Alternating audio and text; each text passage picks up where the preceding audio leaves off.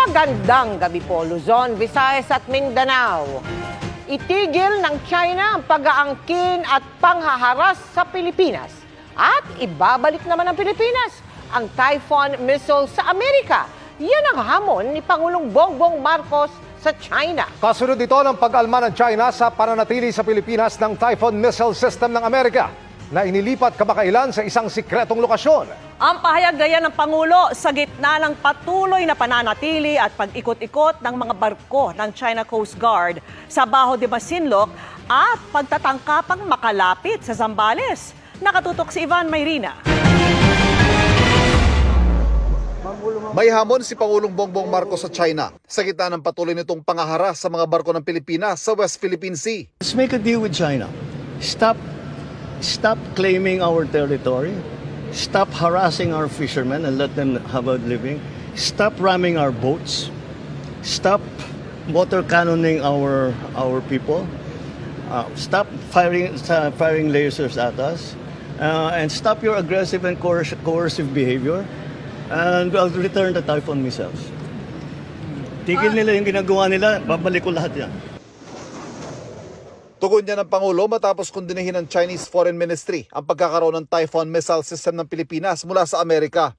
Tinawag ng China na mapanghamon at mapanganib ang desisyong ito at nanawagang agad na itigil ang missile program. I don't understand the comments on the Typhoon missile system. We don't make any comments on their missile systems, and their missile systems are 1,000 times more powerful than what we have. So I don't understand. Matagal nang inaangal ng China ang Typhoon missile launcher ng Amerika na nakalagak noon sa Lawag International Airport sa Ilocos Norte, pero inilipat kamakailan lang sa hindi tinukoy na lugar sa Luzon. Tomahawk cruise missile ang kinakarga sa Typhoon missile launcher at kaya raw nito umabot hanggang Russia at China.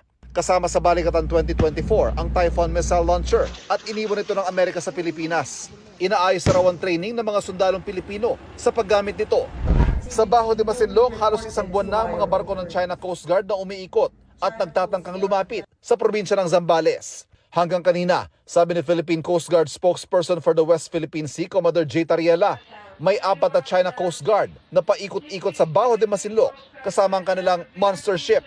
Ang BRP Teresa Magbanwa ang nag-iisang nagbabantay at nagtataboy sa mga barko ng China. You are advised that you are currently sailing within the Philippine Exclusive Economic Zone. Pinakamalaking kaalyado ng Pilipinas sa sigalot sa West Philippine Sea ang Amerika. Kinumpirma ng Pangulo ang napipintong pulong nila ni US President Donald Trump. Bukod sa seguridad, marami raw kailangan pag-usapan ng dalawang lider, kabilang ang bagong immigration policy ng Amerika kung saan 100,000 Pilipino ang apektado. Nagpauwi na yata ng 100 na Pilipino. So this is something that we have to work through and hopefully resolve, because the Filipinos in the United States especially have really formed a very important part already of their workforce. So we'll see how we can influence the policy making in terms of immigration. Balak din talakayin ng Pangulo ang finance freeze na ipinatupad ng Amerika sa lahat ng foreign aid nito, lalo pat hindi ito malinaw maging sa mga mismong ahensya ng pamahalaan ng Amerika.